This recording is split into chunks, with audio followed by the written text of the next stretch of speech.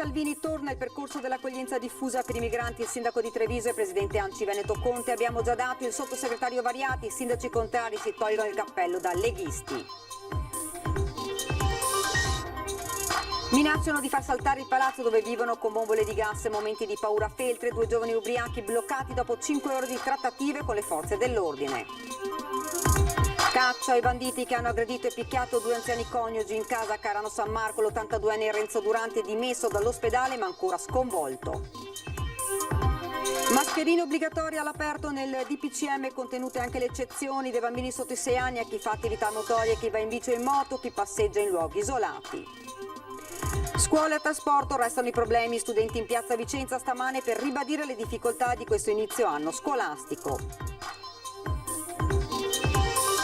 Presentata stamane la nuova giunta di Venezia guidata da Luigi Brugnaro. Per il secondo mandato alla Lega 3 posti nella squadra, compreso il vice sindaco, il tutto 4 volti nuovi.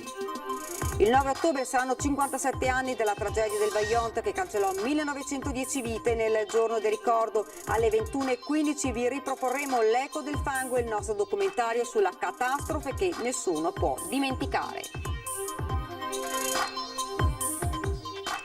Buonasera, ben ritrovati. Lo avete dunque sentito ora dai titoli. Approvato ieri sera dal Consiglio dei Ministri il nuovo decreto sicurezza che tra le altre misure reintroduce il concetto di accoglienza diffusa. Critico il presidente ANCI Veneto Mario Conte. Sentiamo.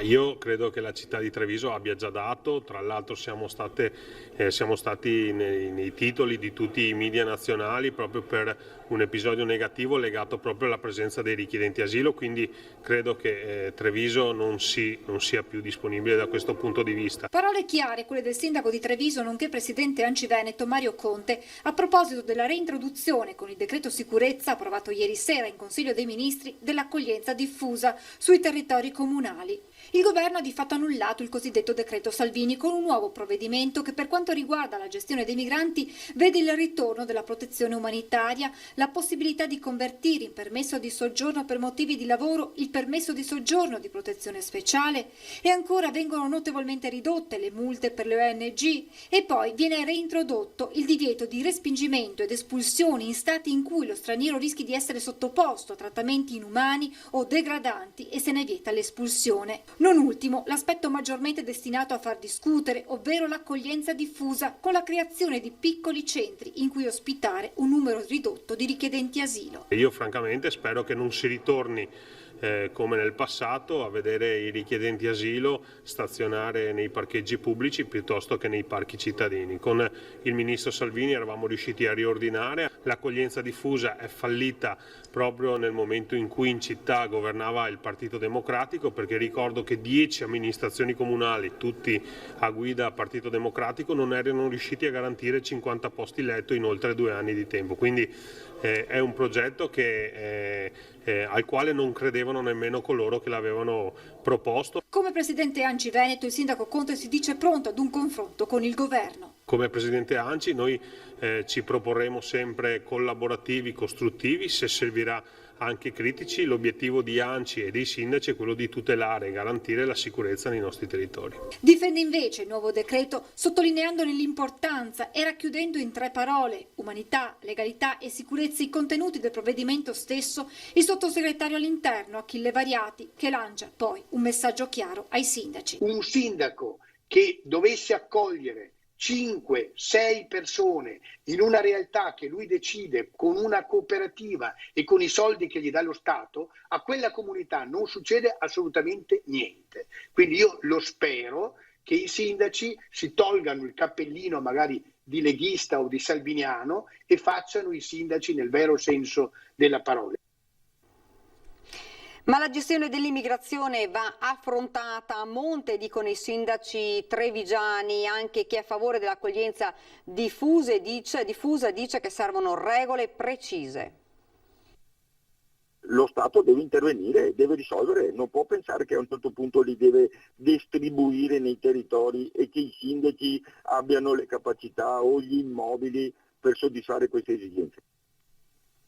Dunque bisogna pensare a monte, bisogna pensare in alto. Non usa mezzi termini Renzo Carraretto, che da sindaco di Casiera ben conosce gli effetti dell'immigrazione, spesso senza regole sul territorio. I disagi all'ex caserma Serena stanno lì a dimostrarlo. Certo, dice Carraretto, non basta passare a un sistema di accoglienza diffuso con il coinvolgimento dei comuni attraverso gli SPRAR, bisogna agire a monte sui flussi.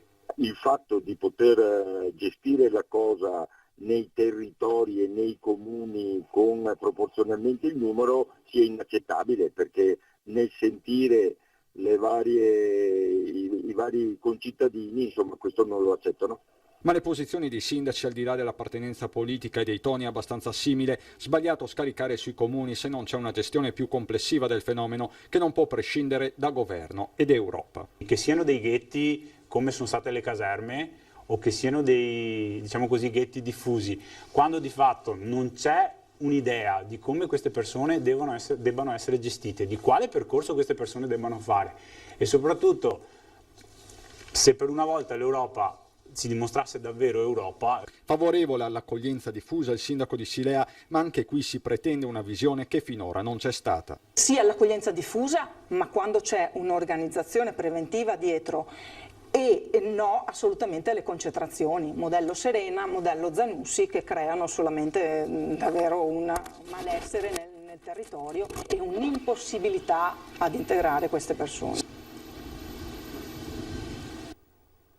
Ed ora è il nuovo sondaggio che abbiamo lanciato oggi. Migranti, torna l'accoglienza diffusa, è giusto? Se siete d'accordo componetelo 0422 1626 691. Se invece non siete d'accordo, quindi volete rispondere no, lo 0422 16 26 690. L'esito di questo sondaggio lo potrete sentire nel corso della nostra trasmissione di questa sera, Ring. Ed ora siamo alla politica, in attesa della proclamazione ufficiale della Corte d'Appello di Venezia. Ci sono alcune indiscrezioni relativamente alla lista dei consiglieri regionali eletti. La più clamorosa riguarderebbe il ritorno del Movimento 5 Stelle con un solo consigliere, la clodiense Erika Baldin, che prende il posto di Roberta Vianello della lista Zaia. Nel veronese entrerebbe Filippo Rando al posto di Alessandra Sponda, entrambi della lista Zaia. Nel trevigiano sarebbe confermata l'esclusione di Stefano Busolin della lista Zaia a favore del castellano Nazareno Gerolimetto, anche lui della lista Zaia. L'ufficializzazione nelle prossime ore. Ed ora siamo invece alla cronaca. Sono state ore di tensione nel quartiere Boscaritz di Feltre, dove un intervento che sembrava di routine si è trasformato quasi in guerriglia. Ci siamo trovati di fronte a due soggetti esagitati, barricati in un garage, che minacciavano di far esplodere un palazzo con del gas, che in effetti poi non abbiamo trovato. Siamo riusciti dopo diverse ore di trattative a mettere in sicurezza la situazione, sostanzialmente arrestandoli e bloccandoli. Sono le 19:35 quando il comando di Feltre arriva alla telefonata di una donna. Dice che l'ex compagno si è presentato alla sua porta minacciando di buttare giù tutto. Quando i militari arrivano sul posto, l'uomo trentenne con un amico 27enne si barrica nel garage delle pertinenze del condominio. Qui va in scena il delirio. I due, pesantemente alterati dall'alcol e forse da qualche farmaco, cominciano a minacciare i carabinieri dicendosi pronti a far esplodere delle bombole del gas. Nel frattempo arrivano i vigili del fuoco e da Belluno il negoziatore. A Feltre si portano anche gli uomini del 4° battaglione Veneto Venezia Mestre. Viene evacuato l'appartamento sopra il garage e la trattativa va avanti per ore. I due estraggono anche una pesante balestra dalla quale viene scoccato addirittura un dardo, poi rivolgono ai militari una pistola, solo poi si scoprirà che è ad aria compressa. I carabinieri, guidati dal comandante Innelli, decidono di usare spray al peperoncino e si aiutano anche con la manichetta di un estintore. Dopo 5 ore i due vengono braccati. Il più alterato continua a scalciare, un colpo parte anche verso lo stesso comandante. Sostanzialmente nessuno ha riportato danni fisici, né noi né loro, quindi abbiamo utilizzato gli strumenti nei confronti di un'azione violenta che stavamo subendo, siamo riusciti a utilizzare gli strumenti il meno violenti possibili, tant'è che nessuno ha riportato assolutamente danni fisici, se non l'irritazione momentanea degli occhi dello dello spray peperoncino che abbiamo utilizzato, ma comunque un effetto assolutamente temporaneo. Torniamo ora a parlare della brutale aggressione alla coppia di anziani a Cairano San Marco nel Trevigiano e caccia ai malviventi. Le vittime sono ancora sotto shock. Guarda che roba che l'ha. E qua di ferire quanta sangue che l'ha perso. È uscito dall'ospedale ma non riesce a chiudere gli occhi, troppa paura, ancora trema. Renzo Durante, 82 anni, è stato colpito alla testa con un oggetto contundente, malmenato e strattonato da 2 malviventi che si sono introdotti nella notte nella sua abitazione. Quanta paura! Tanta. Non stavo più in piedi. Nella sua mente impressi quei drammatici minuti, quando ha sorpreso i malviventi all'interno della camera da letto dove stava dormendo con la moglie Giuliana, 81 anni. Hanno detto dormire, in un certo momento mi sveglio, mi li vedo davanti, mi hanno preso come un gatto, proprio un disastro.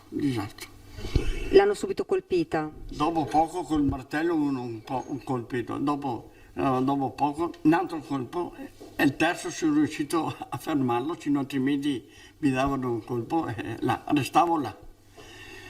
Mi hanno preso il braccio dell'orologio e hanno fatto di tutto di più. È caccia ai malviventi che dopo aver portato via un Rolex e qualche centinaio di euro si sono dileguati. Sotto il letto dei coniugi sono state trovate delle fascette da elettricista. Cosa volevano fare i banditi? Legare i 2 anziani? Le indagini dei carabinieri stanno cercando di capire anche questo. E ora qua sul letto mi dormire là e qua e io ho avanzato, entrare di qua. Non vedete quanta paura che ho, vedo tutti imbavagliati, solo gli occhi, una tuta nera, e cappuccio, tutto e basta. Io non a parlare una parola, mi non sentiva parlare, mi guardava di salvare lui, io ho messo un colpo in camicia a testa che mi fa male qua, e un colpo sulla spalla che mi uso di allontanarmi da lui. È stata lei, Giuliana, a prendere il marito, caricarlo in macchina e andare in ospedale, sotto shock, anche il figlio della coppia. Guardi, io non ho parole, guardi, sono stati grandi. Perché 80 anni fare così una cosa, sono stati grandissimi. Perché veramente trovarsi in una situazione così e partire mia mamma, portarlo in ospedale alle mezzanotte e mezza, ragazzi, solo a pensarci, non so neanche quanta gente, quante persone riesce a fare una cosa del genere. Lei ha detto una cosa, siamo vivi per miracolo. Sì, siamo miracolati. Ed ora il report di questa sera: in totale sono 251 i casi nelle ultime 24 ore e da questa mattina invece a questa sera sono in più 135 i casi nel Veneto, a Treviso sono 23, 34 a Venezia, 18 a Verona, 29 a Vicenza, 13 a Belluno e 10 a Padova. Per quanto riguarda le persone ricoverate positive sono 217, di cui 15 si trovano in terapia intensiva. Delle persone di questi 251 casi, una trentina sono importati da un laboratorio privato, test che però test che sono stati effettuati dal 29 settembre in poi.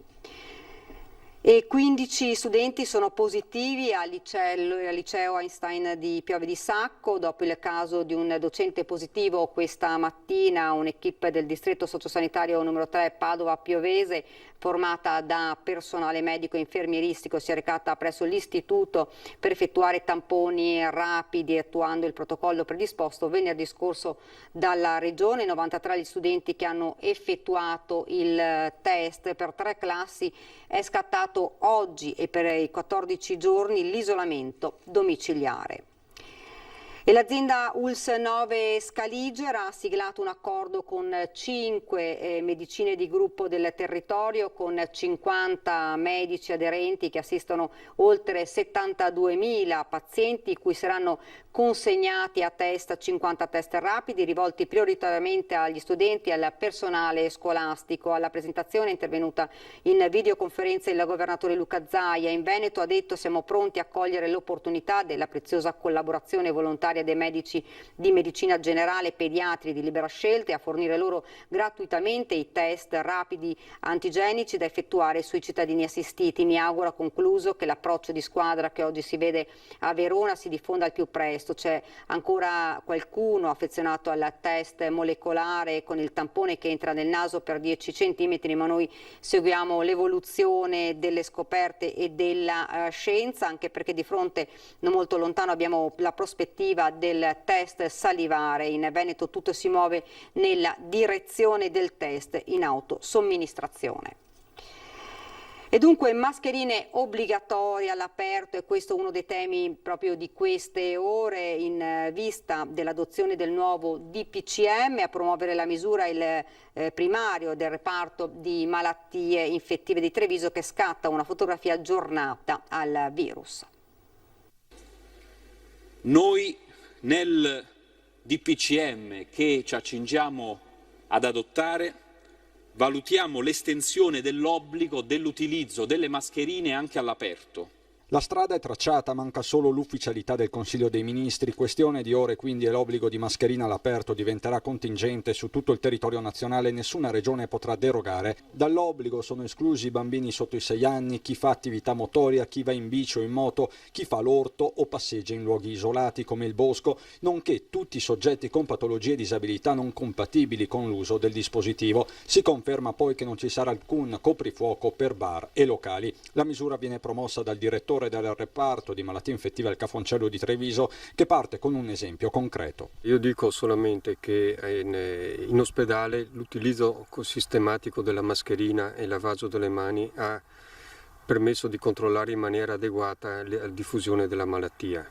Basti pensare che a malattie infettive, dove abbiamo un concentramento al maggior numero di persone con questa malattia qui, l'uso sistematico della mascherina e anche il lavaggio delle mani ha permesso di non avere nessun operatore sanitario che è diventato positivo al virus. E se le mascherine fanno la differenza in tema di prevenzione, passi in avanti si sono fatti sul fronte della cura. Pazienti che prima venivano considerati trasferibili in terapie subintensive o anche in rianimazione, adesso con i mezzi che abbiamo a disposizione, per esempio le metodiche di ossigenoterapia ad alti flussi, farmaci nuovi, ci permette di controllare in maniera molto più agevole rispetto a quello che succedeva in passato. Venendo ai numeri, la situazione al reparto di malattie infettive di Treviso non desta al momento preoccupazione. Nelle ultime settimane il numero di pazienti degenti è rimasto costante dai 10 ai 15, per cui voglio dire ci sono quelli che si ricoverano circa 2-3 al giorno e quelli che poi anche dimettiamo, trasferiamo in altri reparti, per cui la situazione mi pare in quest'ultimo mese abbastanza stazionaria. Insomma, un conto è il dato epidemiologico con le nuove positività che vedono Treviso maglia nera in Veneto, un altro quello clinico. Mentre il numero di positivi nel territorio aumenta anche in maniera consistente, il numero di pazienti ricoverati invece rimane abbastanza stazionario. Questo vuol dire che l'impatto nel sistema sanitario per ora è modesto e sotto controllo. Ed ora ci spostiamo a Padova. Il sindaco Giordani invita ad usare la mascherina, anticipando le indicazioni contenute nel nuovo DPCM, 200 cartelloni affissi in tutta la città per scongiurare un nuovo lockdown e intensificazione dei controlli con multe fino a 500 euro per chi non la indossa. 200 manifesti in tutta la città per promuovere l'uso della mascherina. Il sindaco Giordani non aspetta le misure contenute dal nuovo DPCM, ipotesi che si fanno largo di giorno in giorno e che prospettano l'obbligo di utilizzo anche all'aperto. Si arma in anticipo con una campagna massiccia di prevenzione e allora al via con cartelloni per tutto il mese di ottobre che ricorderanno ai passanti l'impegno a proteggersi e proteggere gli altri, visto che la partita con gli effetti di una seconda ondata di contagi si gioca qui e ora con il buonsenso dei cittadini. In particolare la sera vedere tanti ragazzi senza mascherina mi preoccupa.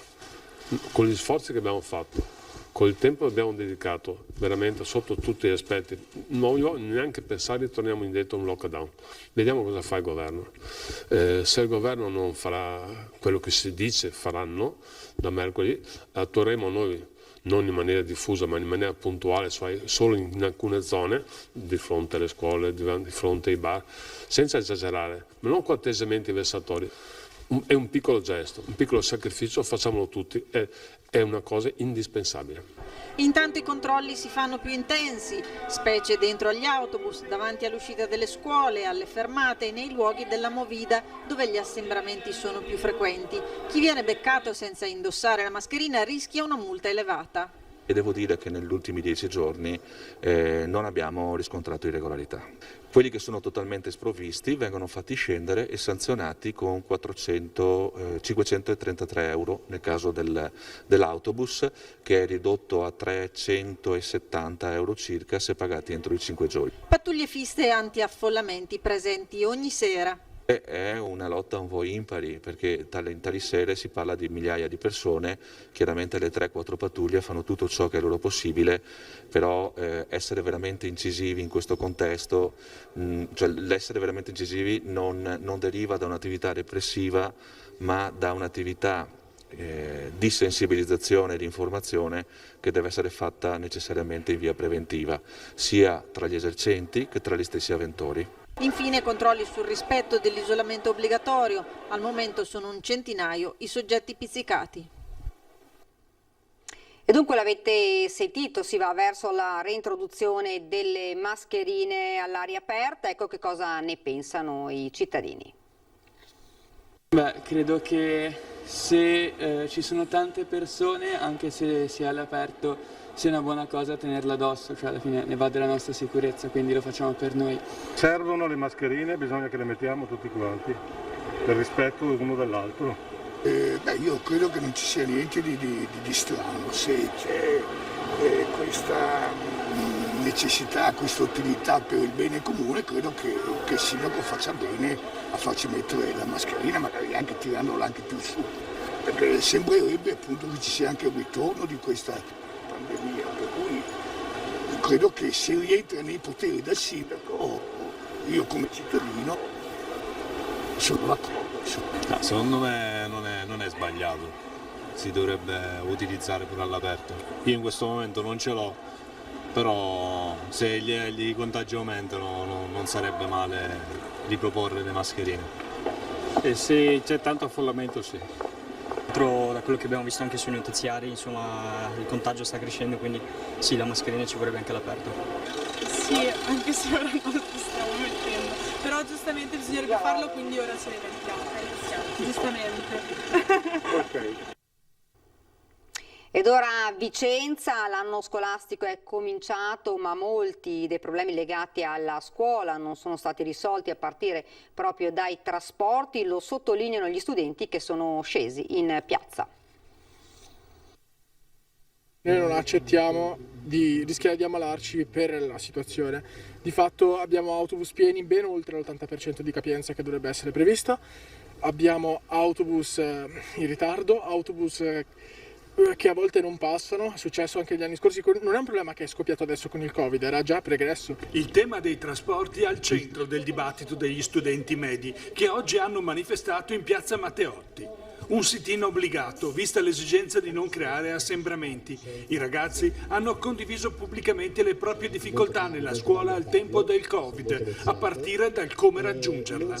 Tutte quelle persone che abitano fino a Recoaro alle 12:20 non possono prendere la corriera e devono aspettare fino alla corriera dopo, che è alle 13:10. La provincia è mal connessa con la città, il centro è mal connesso alla sua periferia e questo è fondamentale perché tutti gli studenti dovrebbero avere lo stesso diritto. Le linee urbane, quelle intracittadine, diciamo che sono più servite, è un po' meno critica la situazione, però comunque è critica anche lì vanno aggiunti autobus supplementari. Martedì prossimo è indetto un altro incontro per raccogliere tutte le proposte ed avanzare precise richieste. Chiediamo più corse, soprattutto durante l'orario di ritorno da casa e per l'andata per le scuole, più corse anche alla sera, in modo che possiamo aderire alle iniziative del comune o comunque trovarci con gli amici alla sera, perché di fatto chi abita decentralizzato dalla città deve comunque avere la possibilità di avere una vita sociale. E chiediamo la cosa più importante per ottenere tutto ciò, un tavolo di trattativa con il comune di Vicenza, con la regione e con SVT per arrivare a un punto di incontro. Questa mattina a Cafarsetti il sindaco Brugnaro ha presentato la sua nuova giunta con molte riconferme e new entry. squadra che vince non si cambia, abbiamo fatto qualche aggiornamento in corsa, ma insomma il dato più importante è il vice sindaco Andrea Tomaello, che ha molte deleghe, tra cui il Porto. Sono contento perché lo conosco da più di un anno, è un bravo ragazzo e credo che assieme faremo tante cose, insomma, utili per la città, insomma, per cui siamo molto contenti. Ripartono i lavori della nuova giunta comunale presentata nella sala consiliare di Cafarsetti dal sindaco Brugnaro. Molti assessori riconfermati e new entry. Oltre al vice sindaco Andrea Tomaello con deleghe alle politiche comunitarie, al porto, alle politiche giovanili, lo sport e la protezione civile, il nuovo assessore alla sicurezza che sostituisce Giorgio Deste è Silvana Tosi, che non è potuta essere presente perché è ancora in convalescenza dopo il malore pre-elezioni. Altra novità, Sebastiano Costalonga con deleghe al commercio e alle attività produttive, mentre Laura Vesio è il nuovo assessore a politiche educative, servizi al cittadino e personale. Quello più importante è voler ringraziare i cittadini per questa grandissima responsabilità che hanno messo sulle mie spalle, che io sento tutta, ma anche un ringraziamento per i 5 anni di lavoro. Ho lavorato veramente tanto per la città, per tutta la città, per tutte le città di Venezia. Il mio compenso, che non c'è dal punto di vista economico, è stato questo, nel segreto dell'urna. A bilancio, società partecipate, tributi ed economato, confermato l'assessore Michele Zuin, così come restano in capo a Francesca Zaccariotto le deleghe ai lavori pubblici, decoro urbano e agibilità scolastica. Paola Mar rimane assessore conservando la toponomastica, ma aggiungendo le deleghe all'università, al patrimonio e alla promozione del territorio. Perde invece il turismo, che va a Simone Venturini, cui si aggiungono le deleghe a coesione sociale, politiche della residenza, lavoro, sviluppo del territorio. Renato Boraso resta assessore a mobilità, piano del traffico, viabilità, infrastrutture, rapporti con le municipalità e con il mondo dell'agricoltura. Edilizia urbana e ambiente restano Massimiliano De Martin. 5 invece i consiglieri delegati: Paolo Romora, avvocatura civica, Enrico Gavagnin, sicurezza urbana partecipata, Alessandro Scarpa Marta, rapporti con le isole e con il mondo della pesca, Giovanni Giusto, tutela delle tradizioni e Paolino Danna, rapporti con i cittadini. Venerdì prossimo saranno 57 anni dalla tragedia del Vajont, l'immane catastrofe che il 9 ottobre del 1963 cancellò il Longarone, portando con sé 1910 vite di uomini, donne e bambini. E allora proprio venerdì sera alle 21:15 vi riproporremo L'Eco del fango, il documentario realizzato da Ferdinando Avarino e Fabio Verin, drammatico e toccante racconto attraverso testimonianze, ricostruzioni e ricordi di un evento che nessuno può e vuole dimenticare. Appuntamento dunque venerdì alle 21:15. Ed ora vi ricordo questa sera la nostra trasmissione Ring, quindi non perdetevi alle 21:15 Ring, e ospiti Arturo Lorenzoni, Veneto che vogliamo, Gianangelo Boff, Lega, Lorenzo Buoso, ristoratore, Erika Baldin, Movimento 5 Stelle, ed ancora Berardino Cordone, segretario COISP di Treviso, Renzo Cararetto, sindaco di Casier, ed il professor Giorgio Palù, virologo. Questa era la nostra ultima notizia, vi lascio ora le previsioni del tempo. Grazie davvero per averci seguito, buona serata.